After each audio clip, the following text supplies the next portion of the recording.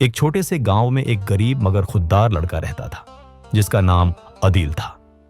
अदील की उम्र मुश्किल से 13 साल थी, लेकिन हालात ने उसे वक्त से पहले बड़ा बना दिया था।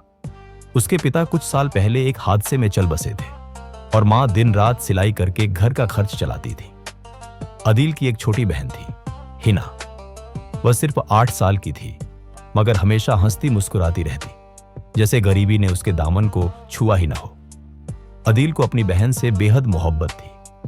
हर रोज स्कूल के बाद वह पुराने खिलौनों की मरम्मत करता, गली में जूते पॉलिश करता और जो कुछ भी कमाता मां के हाथ में लाकर रख देता।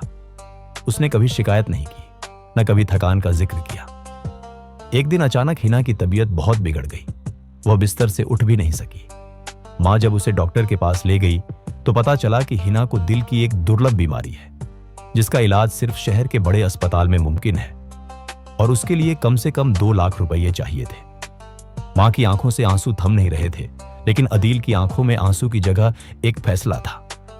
रात को वह चुपचाप अपने छोटे से लकड़ी के बक्से के पास गया। उसमें रखे अपने सारे खजाने उसने बाहर निकाले। वो पुरानी घड़ी जो उसके पिता की आखिरी निशानी थी, वो जूते जो उसे किसी ने तोहफे में दिए थे, वो पुराने सिक्के जो वो सालों से जमा कर रहा था, और एक छोटा सा सोने का लॉकेट जो उसकी मां ने बचपन में उसे दिया था। अगले ही दिन वो ये सब सामान शहर के एक दुकानदार को बेच आया। उसकी आंखें भीगी हुई थी, मगर दिल में सुकून था। मेरी बहन ठीक हो जाएगी। अस्पताल में जब डॉक्टर ने पैसे गिने तो हैरानी से अदील की ओर देखा। बेटा, ये सब कैसे किया? अदील ने बस इतना कहा, मैं सिर्फ भाई नहीं हूं, मैं उसका रक्षक हूं। हिना की सर्जरी कामयाब रही। कुछ दिनों बाद वह मुस्कुराती हुई अपने भाई के गले लग गई। मां ने अदील के माथे को चूमते हुए कहा, तुम सिर्फ मेरे बेटे नहीं, खुदा की रहमत हो।